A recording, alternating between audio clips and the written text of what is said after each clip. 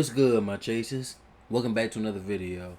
Today, we're going to do a live reaction of our GM, Mitch Kupchak, finally having some media availability, y'all. It's been a while since we heard this man talk. I don't even remember the last time we heard him talk, to be honest.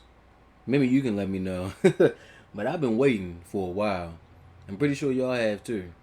Like, everybody else was talking, all the players and all that in the exit interviews. You're like, when is this guy going to coach? Now, what kind of a crack was that?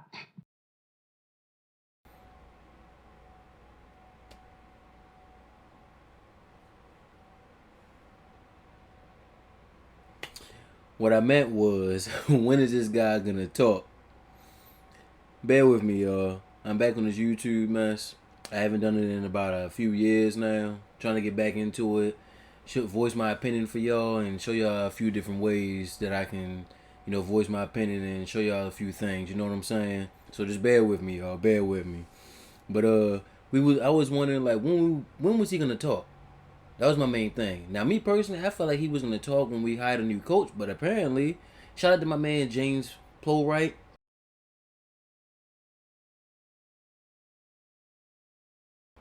On Twitter, I'm going to put a link down in the description of his Twitter page so y'all can follow him.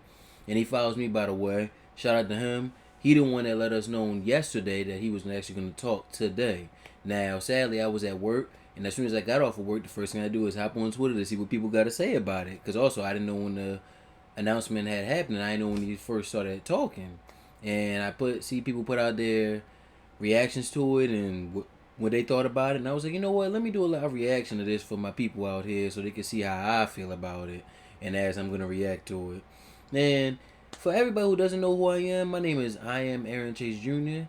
You can follow me on Instagram and Twitter. Those are where I'm active the most, where you can follow me and hit me up. Let me know any questions, some suggestions, anything that you want to know. Feel free to like, comment, and subscribe to the video and help support your boy. Your boy trying to just show people his passion and just help people out, you know what I'm saying? Give other people some freedom out there to say what they gotta say. That's all it is. If you're a part of the Hornets fam out there, help your boy out, support your boy. Even if you're not a part of Hornets fan, but you like us, you like something about us, some of our players, anything, feel free to subscribe, hit your boy up, and let him know what other suggestions you got. Definitely, if you're out there in the Hornets fam, especially Twitter, you know why I'm rocking this jersey. And if you don't know, I should never said that, but it's a spoiler for another video coming out another day, y'all. Let me put out the number so you really know what I'm talking about. Don't be looking at them on Google, no nothing. If you know who that is, drop it in the comment section down below. So now, y'all, let's just get into the video so y'all can see how I feel about this, man. And appreciate you guys getting together a little bit later in the day. Our group is in Chicago right now for the combine pre-draft, which is a big part of our preparation for the off season. And we got interviews every day, pro days, workouts. We've had 9 interviews this morning, so I'm in our interview room here at the Marriott, and getting ready to walk over to the gym and watch the young kids play. So it's an exciting time of year for us, and thank you for meeting just a little bit later in the afternoon than normal. Perfect. So first, I'm a little pissed that they met up a little bit later in the afternoon than normal, and I still missed it. Mitch, we'll start with Steve Reed. Hey, Mitch. Hope all's well. Just wanted we haven't spoken to you since you guys made the decision to fire James Borrego. So I was wondering if you could speak. So that was the last time we heard him talk. Now I remember. See, like, I'm pretty sure a whole bunch of Hornets fans can vouch for me. Like, it's like when news drop for us, it drops. And it's like, what's next? And then we're waiting forever. Why did you make that decision? And secondly, what are you looking for in a new head coach? Oh, yeah, I want to hear this. Okay, well, in short, Stupid ad. The decision was made, to seek out, another voice. To be honest with you, Coach Borrego was great for 4 years, And the first year with us, we had a largely a veteran team. It was Miles Bridges' first year, and we had Kemba at that time, and everybody knows at the end of the year, Kemba left, and we decided to rebuild quickly or as quick as possible. So, and then that second year, was the beginning of the COVID. And then the third year, we had 72 games. And then this year, we had a full season.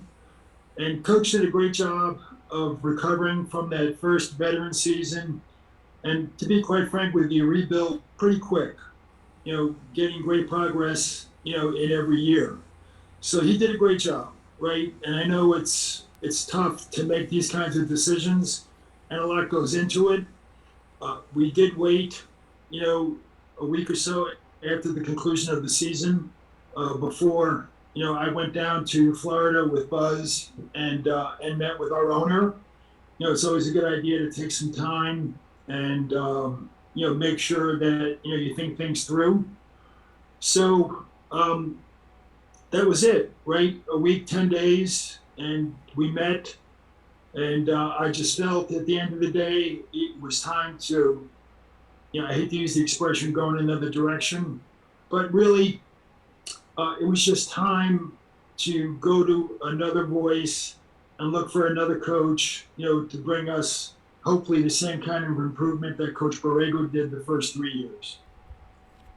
And the second part of that. Okay, y'all.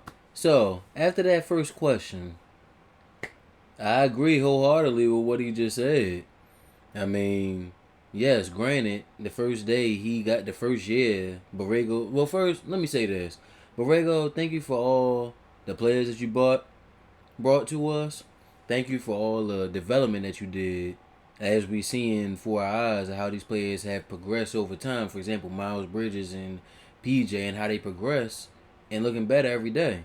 Thank you for that, and also credit to them. No discredit to them as far as putting in the work. But I just wanted to say, Borrego, thank you. But me personally, I knew it was time to move on. And shout out to a couple of my guys from Twitter, Jared and JR.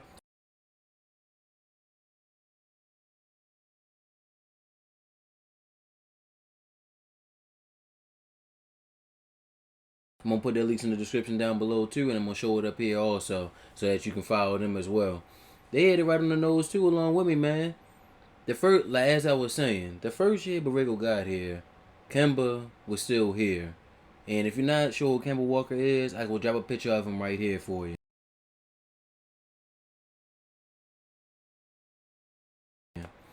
Kemba Walker was our franchise at the time before we drafted LaMelo Ball 2 years ago. And I personally knew that it was possibly his last few years with us. Or, as you've seen, that was our last year with him. That year, we was only 2 games, I believe, 1 or 2 games away from making the playoffs as an 8th seed before the whole play-in tournament started. And that 8th seed became the Orlando Magic. And I remember specifically, if we would have beat them on ESPN at home, we would have made it because we would have had a game over them. And then that's when Kemba left because we didn't offer them the max, which I understand. You don't want to pay a player who's older just to keep missing the playoffs, so you got to move on, which they did. Then the following year had happened, and that was the COVID year, like how Mitch just said.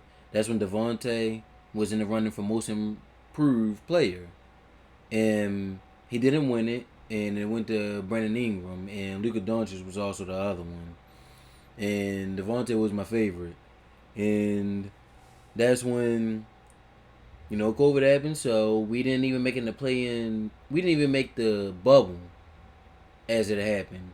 And if you don't recall what happened in the bubble, for example, a team like the Phoenix Suns went on an 8-0 run, but wasn't good enough, to make it to the actual playoffs where you play for the title. And that year is when the Lakers won with LeBron and AD, when they beat the Miami Heat. And we wasn't one of them teams that was invited. And we all like, we're a young team that's up and coming. How come we couldn't get invited? We could have had a little run like how the Phoenix Suns had, where we surprised everybody. And so that's what happened. Then the following year after that, last year, we did 72 games. That's what I gotta say about that. Because there's a lot of fans out there who says because we won 40 plus games this year, that's a huge improvement. Last year was only 72 games. And we were the 4th seed throughout majority of the year. A top 4 seed in the Eastern Conference before we had injuries to Malik Monk, Gordon Hayward, LaMelo's injury with his wrist, Devontae, Terry, on and off, on and off. Then we get to the play-in tournament. We were facing the Indiana Pacers. And everybody who's a Hornets fan knew exactly what the hell happened during that game. It was like, BAP! Smack to the face. We all just like, I don't even know what to call it, man. Like, we all know what happened. And then, this year, me personally, let me just put this out the way before the end of the video. Let me just put it out now in the beginning. There's a lot of fans out there who say that this was an improvement. Yes. Statistically wise, yes, it was an improvement because we won 40 plus games. But this is the first time Borrego ever had 40 plus games as a winning record, period. And the thing is, the East got better. So if the East would have stayed the same, yes, we would have been higher. But also I gotta say, there was a lot of games there he did not win that we all thought we should have won. For example, the Orlando Magic game, the Houston Rockets game. 2 teams that's nowhere near as good as us. We lost in the bid. I'm gonna be appropriate. But yeah, there's a couple games right there that we should have won. And there's a lot of games we went to overtime and we did not win. It's like there was no adjustments made, no nothing. And that's why I really don't see it as an improvement because it's like the talent got better. If you compare both teams side by side, this year's team is more talented than last year's team. Especially when you add on experience. Where you have Miles Bridges and LaMelo Ball and PJ Washington. People that we drafted who's gotten better every single year that we had them. So that's why, me personally, I don't see this as an improvement. Because the same thing that happened last year is the same thing that happened this year. And this is why I told people why I believed it was best to fire Borrego. Because I don't see no improvement how it was from last year to this year. Correct me if I'm wrong, Hornets fan. You changed the entire coaching staff. Pretty much the entire assistant coaching staff under Borrego. Everything changed. Players got better. Talent got better. The only thing that didn't change was the coach and the GM. So I knew something was going to have to change. Because, like I said, you change everything. But yet the same outcome still happens. And you get blown out in the playing game. That's not an improvement to me. No. So let me stop the ranting. Let's continue. That's my opinion. Question: What qualities are you looking for in your next head coach, please? Well, right now we're pretty far into the process. They far? We've interviewed probably close to 8 to 10 candidates, and most of them have been in person. There has been maybe one Zoom interview, but most of them have been in person. Now, I ain't into like superstitions or nothing, y'all, but I wonder who that one person is for that Zoom call. Because that could be pretty, crazy. Because if it's somebody who we already like that had the Zoom call, I would kind of say that they probably won't get it. Because in person is very, very special when it comes to interviewing. Because then you get to see how people act with certain questions. You get to feel their body language. You get to feel how they are as a person. Versus on Zoom, you can't really feel it because your energy is not right in front of each other. You get what I'm saying? If you ever had an interview or something, I'm pretty sure you can relate to what I'm saying. That when you see somebody's body language or when you ask them a tough question or you see how they react to certain stuff, it's a pretty special bond to see how they are. Especially if you feel the same way that they feel and you can relate to them a lot, that goes into a lot as far as picking the next coach. And because of the playoffs and everybody involved, sometimes, Buzz and I have had to fly to, other cities, or we've had to wait, until there's a lull in the playoffs. So it's dragged out a little bit, but we're pretty close to narrowing the group. And, I can't give a timeline. Certainly, you'd hope to have a coach in place by the draft. I would hope that. Let me say that. Let me hear you say something in response to that. I told people on Twitter that I believe that you have to have a coach before the draft. Because then if you go into the draft without a coach, what is the plan? Because shout out to Sam Dracula out there. If you're a Hornets family and a Hornets fan, I'm pretty sure you follow Sam Dracula as well as do I. I watched a video earlier today when I was on my break at work as far as what we should do with the draft picks. Option 1 is to choose both of them because he said we possibly won't have a first rounder next year because of the Kai Jones trade. If you want to really know, like I said, look at his video and I'm going to put his link in the description so you can know about him too. And the option number 2 was to trade one of them, either 13 and pick somebody at 15 or trade the 15 and pick somebody at 13. So then you got that because like we still need talent, but like we're pretty good as far as depth wise on this team. And like that's pretty intriguing right there because it's like if you don't have a coach, which way you gonna go? You're gonna go more rookie, you're gonna go more veteran, you're gonna go because we all know in the Hornets family what we need. We definitely need a center, and we definitely need a backup point guard so that Melo can still run off the ball. I'll go into who I would like and whatnot in another video. I don't want to make this video too long because I already feel like it's going a little long for me. Be much sooner. I can't imagine it would be within the next week or so, but somewhere, I don't know, 2 weeks, and certainly, hopefully, before the draft. Okay. Rod Boone. And it's just to go back to James Borrego for a second. You mentioned a couple of times previously how the team kind of seemed a little bit ahead of schedule, I guess, in terms of results. What do you think changed from that time until the way the season ended for you guys? Well, Ron, I'm not going to, kind of nitpick through, the reasons and, a combination of things, right? Certainly, the way the season ended, right? And then us kind of going through that a year ago, and I don't want to point to that being. What did I just say? That's all I got to say. What did I just say? And also, this is my first time looking at the video, so don't think I will watch it and now I'm reacting. I don't like doing that because then you don't get the real me out of it. The reason, because it's certainly not the reason. It's a combination of things. I don't want to list them. If you ask me, listen. I would say, yes, that was a part of it, but I don't want to start listing all the reasons. It's just a feel, a general manager gets.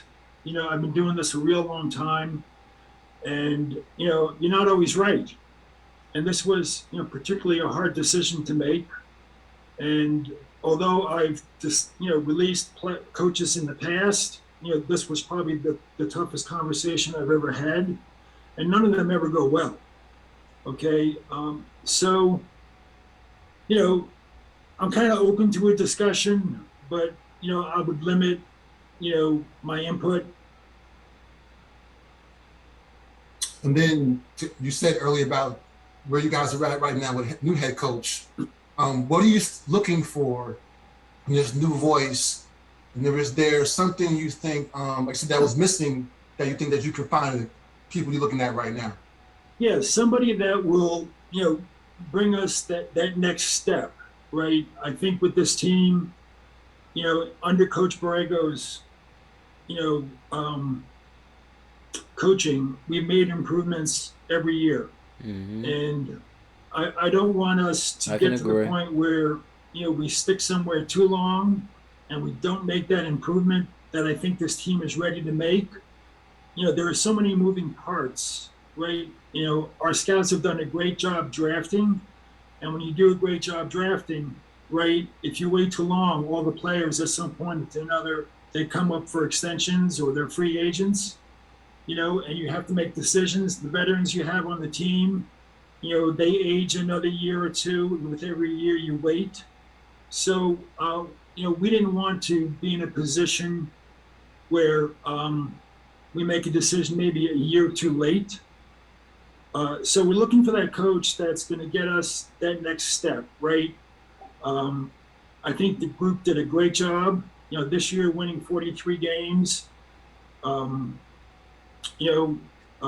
was a big improvement under normal circumstances. With 43 wins, you probably end up with the 7th or the 8th seed. And going into the season, that was one of our goals, right? We thought that we were a playoff-worthy team. Oh no! Let me stop it right there, y'all.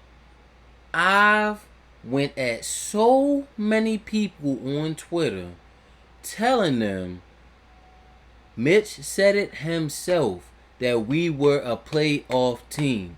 I kept telling people out there, yo. That's why I'm getting so upset. Because everybody's like, well, we made 43 wins. That's just enough. No, it's not. This team was better than that.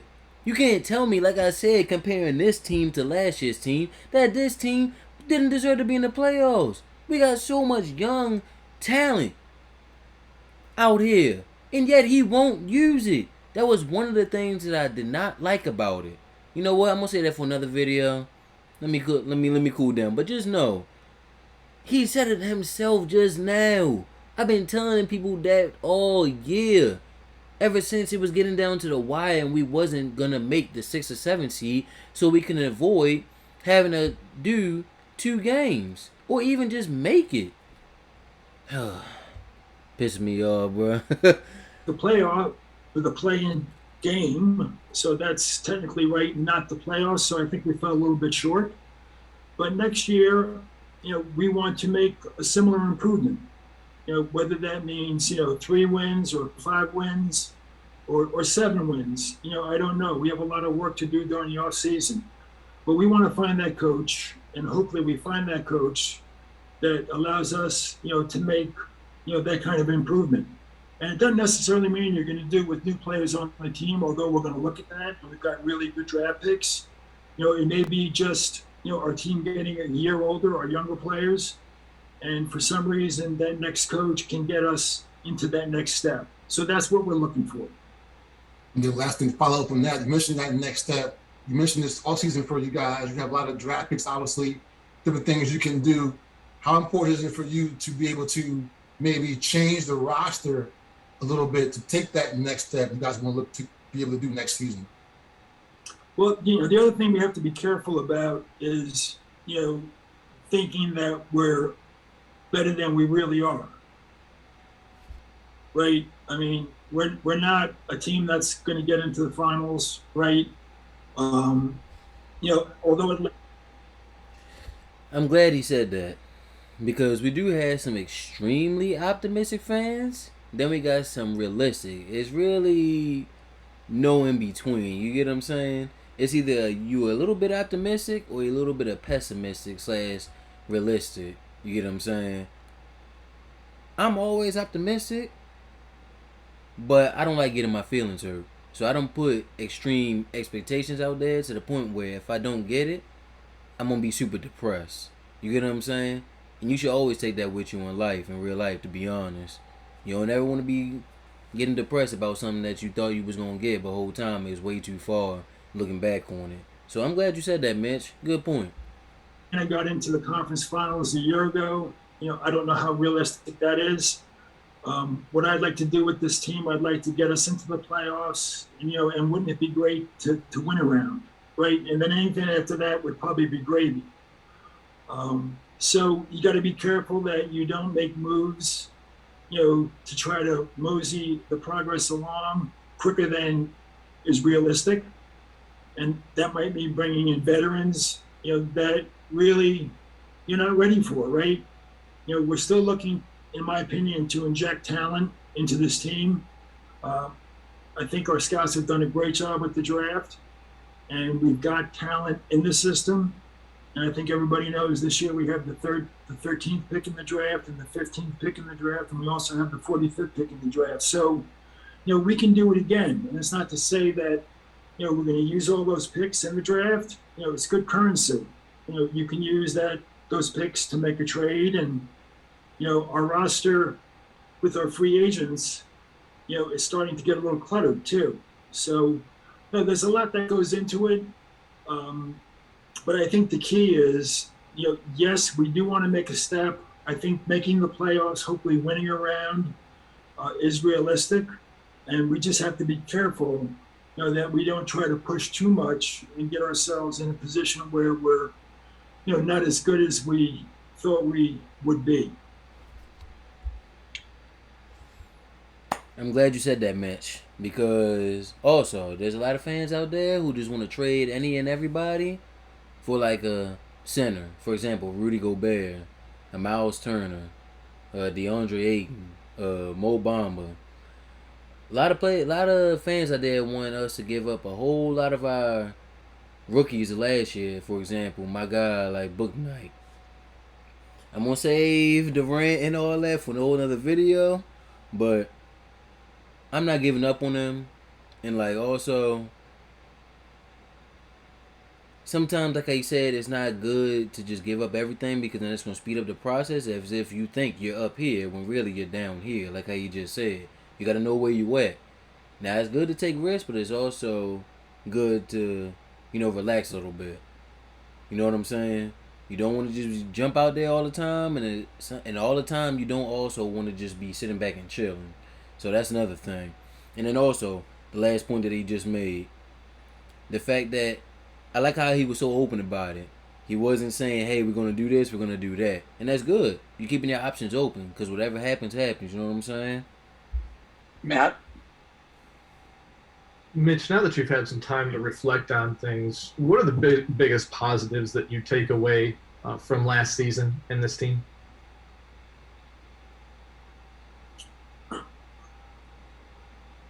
Well, winning 43 games, right? That's an accomplishment, based on where we were 2 years ago. We still dealt with COVID, during the off season and during the season, which wreaked havoc with our training, our summer leagues, our rookies especially, took a hit because 2 years ago they didn't get the off season, they didn't get to go to Vegas for summer league.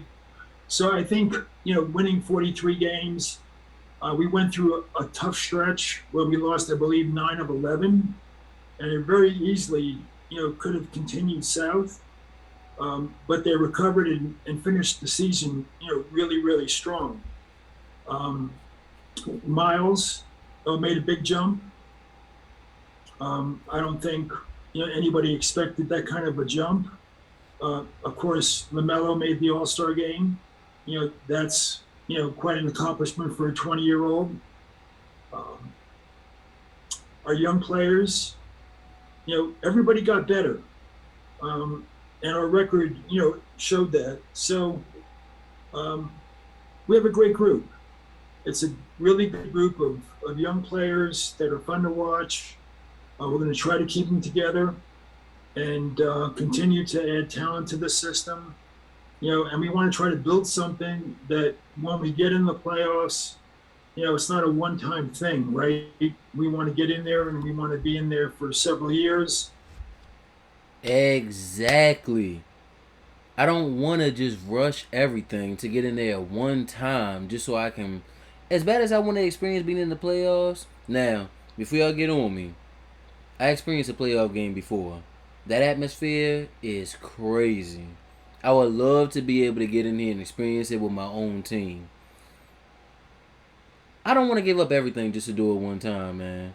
I want sustainability. That's what makes teams great. That's what create these legacies. That's what has it like that. When you have this sustainability to the point where people will start recognizing you, knowing who you are. The other day, I seen that we got the most likes on TikTok or something like that. Imagine if he was doing this while winning. Imagine how much more better it would be. Now, by me being a season ticket holder as my first year last year, that was amazing, man. That was a lifetime dream come true for me. I can't imagine being there, sitting there in the playoffs watching this, man. It's going to be amazing. I can't wait. But I don't want to just experience it for one game or, for example, a sweep. 4 games and then that's it. And then the next years we just suck. You get what I'm saying? I want to be able to compete every single year. I want to be able to cheer on my team to the point where, like, I know we got a chance. I know we're gonna win. I already got that passion already, and we're not even nowhere near the best. So imagine if we the best, man. I'm gonna be talking my ish, but I'm a laid back guy. I ain't gonna be doing too much. And get better every year and sustain, this group in the playoffs. So that's our goal. You mentioned all those areas of growth. Where do you think that this team still has room to grow in the biggest areas of need? Well, I don't think anybody would doubt that we're fun to watch. They're up and down, right? The offense, we're fun to watch, right? It's high paced. We make shots. Mm-hmm. We get to the rim. This year, I don't know how many times we were on national TV, but in some way that's an indicator of how much fun this team is to watch. Now, He was on there a little bit. you can't take a step backwards. You want to, continue to win and go from 43 games. I think everybody's going to get better. I think our group likes to work. Part of me says, even if you don't do anything, you're going to be better than you were last year. Okay? So there are perhaps players you could add. Everybody reads and everybody has suggestions about what you need to add to this team. But, we might have those players on the bench. Thank you. Scott Fowler. Mitch, what is We might have those players on the bench.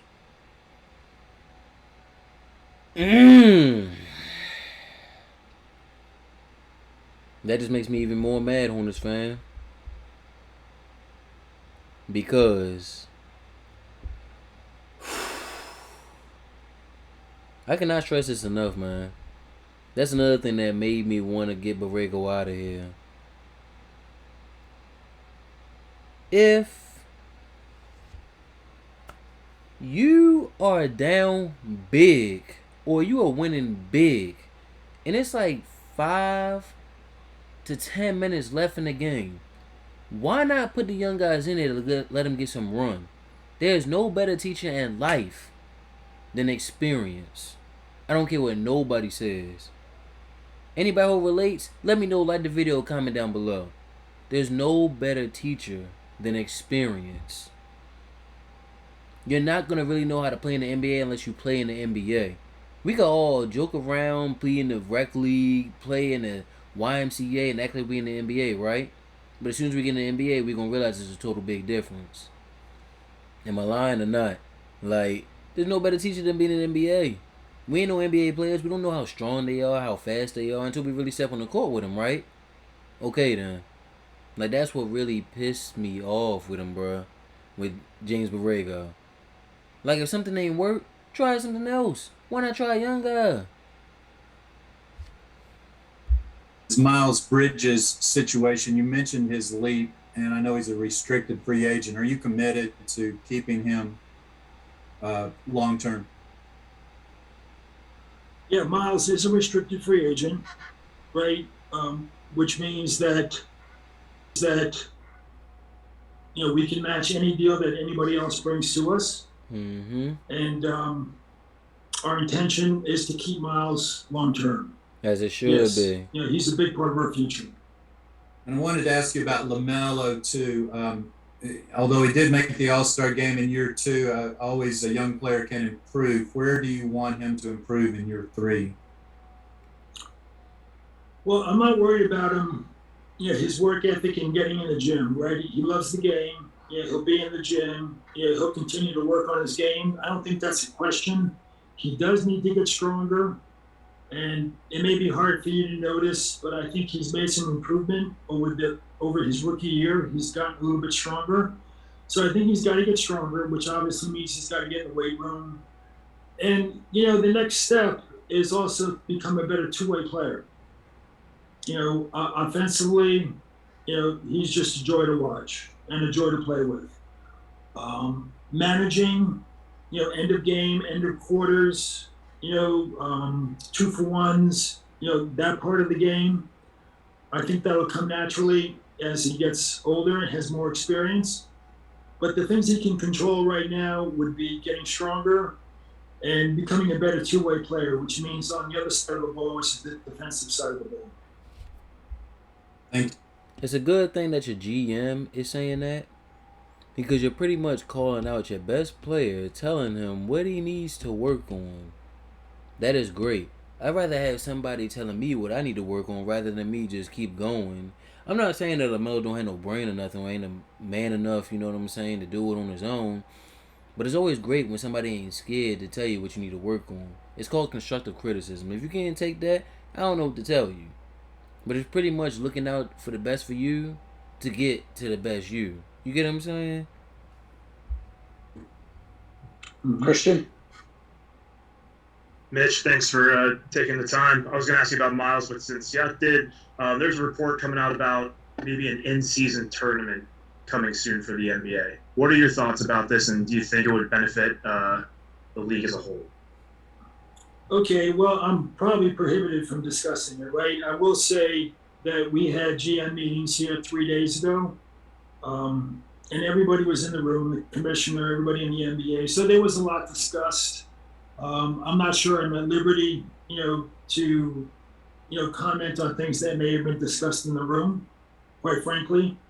I do feel, and all indications are, that our game is really popular, just based on ratings, national ratings, TV, and, even our team. Our team, I mentioned earlier, I think was on national TV 8 times. Our season seats, the interest, everything really in our building is really, really good. But the NBA is they always try to stay one step ahead, right? Because you can't get too complacent. So I'm sure they're always going to figure out ways to continue to grow the game. And I have complete trust in Adam Silver and the people that work with him.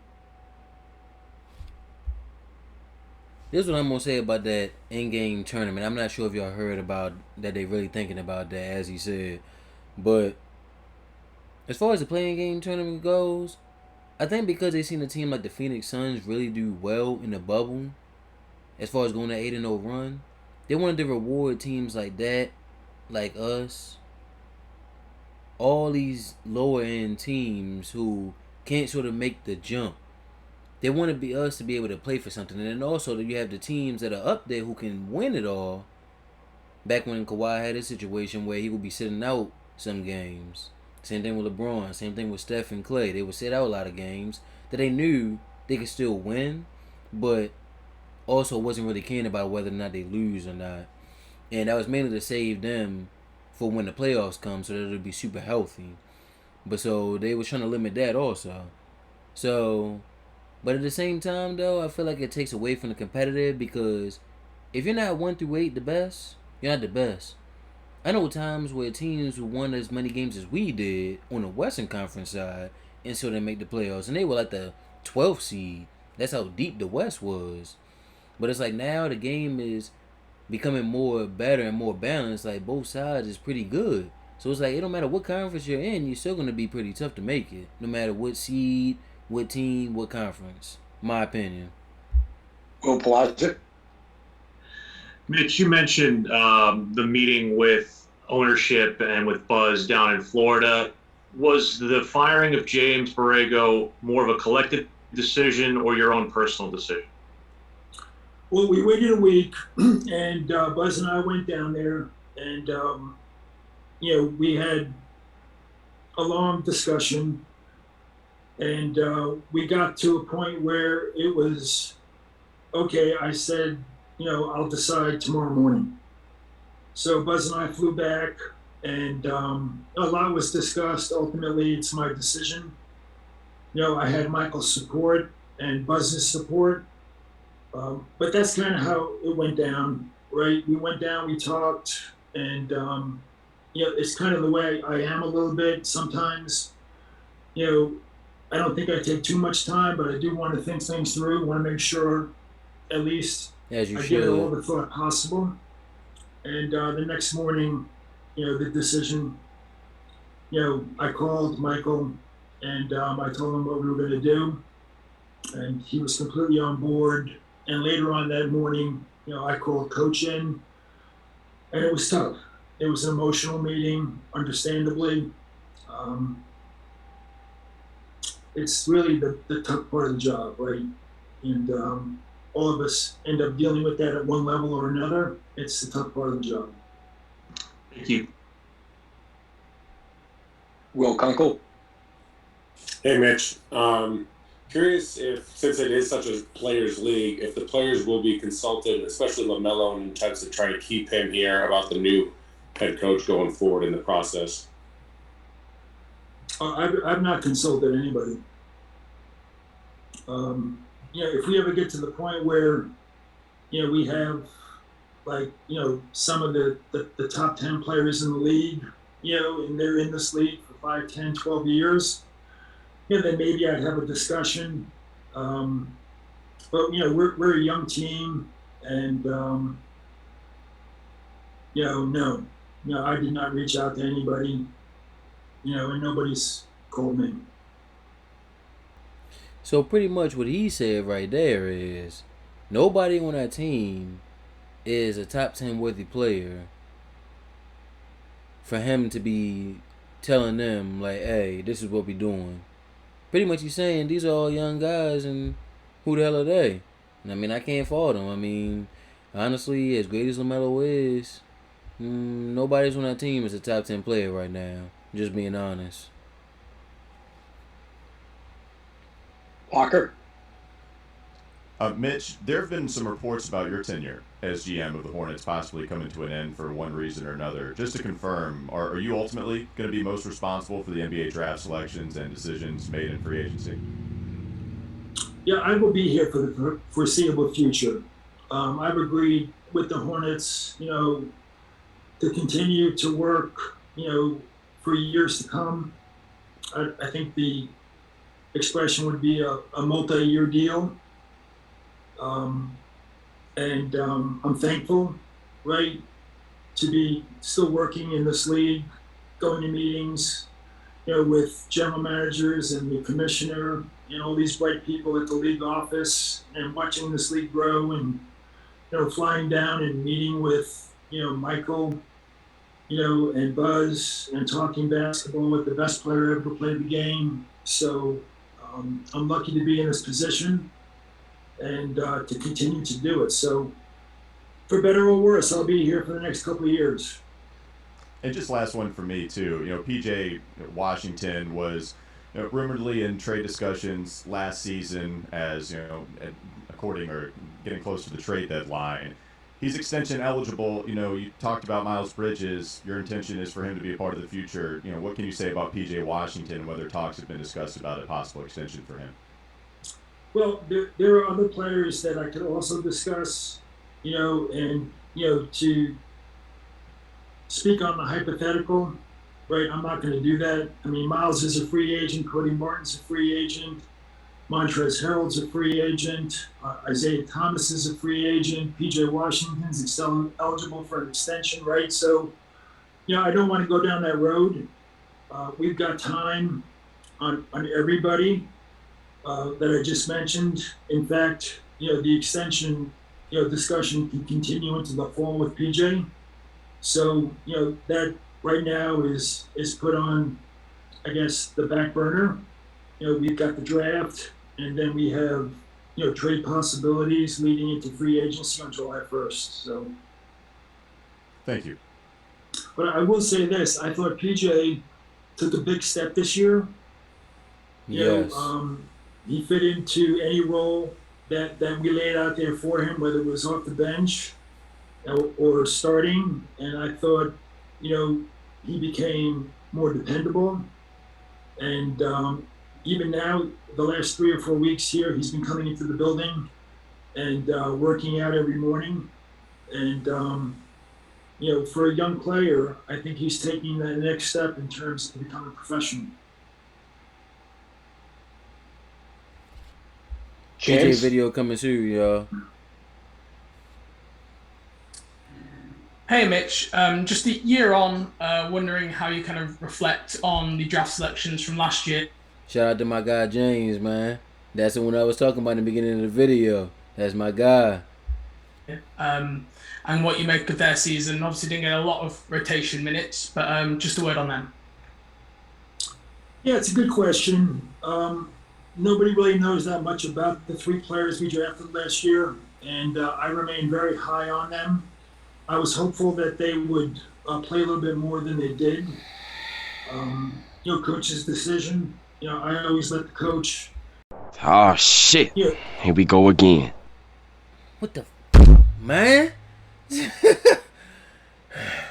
Now I'm really glad that he got fired. Now I'm really glad. You know what? I'm about to drop the video right here about what happened and what really got me started of why I did not like Borrego. But I'm going to save the explanation for when I make the video about this jersey. Okay?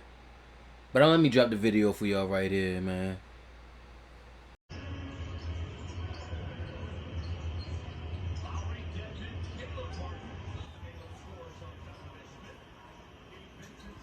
Decide who plays and who does not play.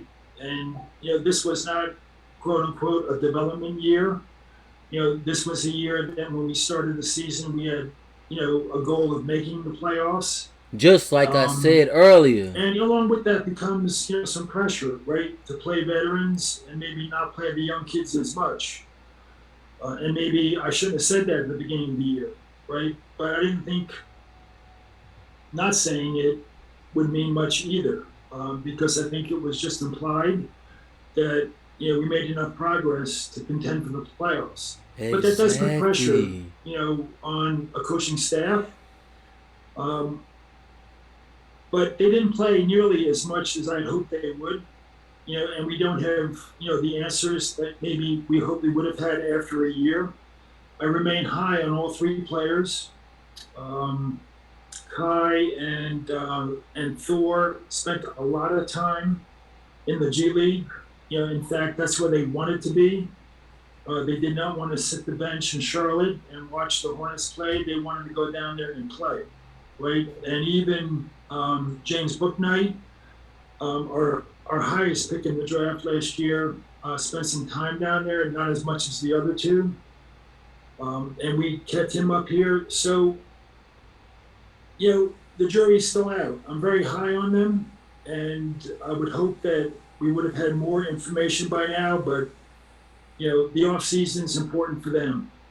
And just to check, do you expect all of them to play Summer League? Yes. I was going to say, especially with the new coach, it's important that they all, get in the gym early, get to know the new coach and the new system, and they are all expected to play in Summer League. I like it. Thank you. I like it. Skylar? Good questions, James. Hey, Mitch, back onto the coaching search. How much do you weigh head coaching experience versus maybe someone that's a first-time head coach, and how much, or what would you need to see out of some of those candidates that may be a first-time head coach that would give you the confidence to give them the job? Great question. Yeah, I think that's a good question. It's a factor. I'm not going to say that we're going to select a head coach with experience. I think you'd probably lean that way, right? If you're looking to make that next step and you don't want to waste a year or 2, then you'd probably say, hey, it might be a good idea to go with, somebody that's proven. And, I could say that, I don't know if it's 60-40, 55-45, whatever, we would be leaning that way. But we've seen this year with a couple of assistants in Boston and in New Orleans that, hey, you can get us a young assistant, that can make a difference. So we are considering and we are interviewing, assistant coaches as well. I'm glad he mentioned that too, with Boston and New Orleans. Now here's the difference. Boston already had hella talent in all NBA type players and all-stars. That's the difference between them and the Pelicans. The Pelicans got good players and everybody can play. Especially their rookies, man. And this is why, shout out to Jared again from Twitter. This is why me and him were so on JB for not playing the young guys. Did you see the way the Pelicans were playing rookies out there? during the playoffs and challenging the team that just made the finals the year prior, the Phoenix Suns. Rookies out there challenging them. You know what? Why it's on my mind? Let me say this about the 43 wins. This is another main reason why I don't care about the 43 wins. Perfect example. Just like I just said, the Phoenix Suns. If you pay attention to basketball, what did they do last year? Made the finals, right? And all them years before that, what were they? A bottom tier team that nobody really cared about, that everybody knew, oh yeah, they got a good player in Devin Booker, but what else do they got? And then you see, now that they made the finals last year, what was the expectations? Oh yeah, they making it to the finals as long as Chris Paul can stay healthy, and as long as their team can stay healthy, they're gonna make it. What did they do this year? 160 plus games. Then on top of that, Monty Williams won Coach of the Year for the second straight year, even though I thought it should have been the Boston guy. But yeah, shout out to Monty. Never discredit a black guy, especially a black guy winning it. Hell nah. But yeah, my point is the fact that they won all these games, but got smacked by the Dallas Mavericks to go to the Western Conference Finals. So pretty much, what does that sell you? That's a disappointment. Who cares about them 60 plus wins? You didn't do nothing. Matt? Mitch, I know you said you're in Chicago. I was just wondering, what's your early assessment of the talent pool in this year's draft? Well, here they have what they call the elite camp, which is Monday, Tuesday. There are 40 players that 5 or 6 of them hope to get invited to the combine, which starts today. Okay, and the combine is going to have about 40 players, most of which will not be first-round picks, and probably a lot of them won't even be early second-round picks. There'll be players trying to get into the draft. I would think the top 30, they're here, they're getting interviewed. Some of them are getting physicals, but they won't play.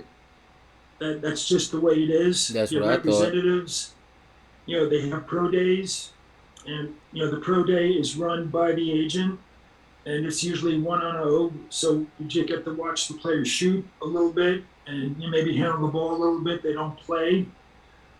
Next week in California, they're going to do the same thing. The NBA has arranged for the West Coast to have 8 to 10 pro days. So we're going to head out there on Monday and attend pro days through Friday. But once again, those are 1-on-0 workouts. And most of those players, will be draftable players. But the top 10 players, you won't see, and the agents will probably really decide and, manipulate where those players will go work out and who will get the physicals and so forth and so on. So it's kind of a chess match, and we just try to get as many players in as we can. In fact, a lot of the players that we've drafted, they did not come in for workouts, and it goes back to Malik Monk, Frank Kaminsky, Miles Bridges, P.J. Washington. The agents, they kind of control, who comes in and who doesn't. So, we don't wait till the very end, to try to evaluate the players. We're out, a year ago, all this year, just in case, it comes down to it and a player won't come in or you don't get a physical. You have to make decisions sometimes with, the information that's available, and sometimes it's incomplete. You mentioned also having the 13th and 15th pick as well as the 45th. Having those 2 first-round picks, what kind of options does that really open up for you as you get ready to head into the draft? Yeah, it gives us, a lot of options. Just looking at the way New Orleans started the season, right, with a protected pick, we thought for sure it was going to convert into 2 seconds. And then New Orleans, made a run. They got into the play-in portion of the postseason, and they beat the Clippers and they beat San Antonio. and they got in, right? So on the very last day, that awarded us, their pick, and it was the 15th pick. So very, kind of a silver lining to the way our season ended, to be honest with you. Very disappointing season to end, the way it did for us. It's a young group, but still it was disappointing. Exactly. But to get the pick, a day or two later was huge. It really was a big factor. And it's currency, right? You can move up in the draft. You could trade it for a player. You could add it with the player. You could use it. You could trade back. It gives you a lot of options to have 2 picks that are really in the top 15 or less. Thank you. We got time for a couple more. We'll go Steve Reed. Hey, Mitch, can I just clarify one thing on the coaching search? Are you guys all done at this point interviewing candidates, or do you have more candidates that haven't been reported on that you still want to talk to? And have you zeroed in on one guy? Can you kind of just give us a little more information on that? We are not done. I think it'll run into next week, maybe even later, right? Because next week we're going to be in California. But we have interviewed most of everybody that we intend to interview. There might be 1 or 2 more. And of course, you may end up revisiting and interviewing, some of the people, or at least your final candidates, more than once. So we're not done. I can't tell you that we're going to be done in 2 weeks, but we're hopeful that we have a coach in place by the draft. And quick question, follow up on you said your extension it is for 2 more years? Is that correct? 2 more years? I think the expression that we use in this business is multi-year. Okay. We'll wrap it up with Rod Boone. Yeah, Mitch, I want to just clarify that too. You said multi-year extension. Does that mean you're going to be obviously in the same role, or is that something you're going to transition out in the same role? Or just want to make sure we clarify just that, where that's at. As far as I know, it's the same room. Okay. Good. Same room. I don't want a coach having a And GM. then just like you mentioned the coaching search and where it's at with that. Just it's obviously, I guess you did it 4 years ago to get James Borrego in here, and you've done it previously. How much different is it for you now, if at all? I guess what have you learned for the process when you try to pick a head coach that maybe you didn't know previously? Yeah, it's not something you prefer to do, right? It's a lot of work, and of course you're always wondering if you're going to get the right person. So it's not something that I look forward to doing. But along the way, I end up spending time with coaches, some of which I know, some of which I don't know, and I get to know them much better. You develop a relationship, and even with assistant coaches that we've interviewed, it's great to sit down and get to know assistant coaches, from other staffs. You spend time with them, and you get to pick their brain a little bit. They pick my brain a little bit, and you develop a relationship. So a silver lining, to the whole process is, you really get to sit down with a lot of basketball people, veterans and not veterans, and you develop relationships. You learn things about coaching that maybe you didn't know. But it's not something, I look forward to. It's, you'd rather not have to deal with it during the off season. You'd rather keep it in place. But we were lucky. We had a good guy in place for 4 years. And I'm hopeful that the next guy we get will have in place, for years to come also. All right, y'all. Next, we about to look at this email right here that was actually sent by Mitch Kupchak himself. So I didn't even notice this until I seen my guy Hornets League on Twitter post this.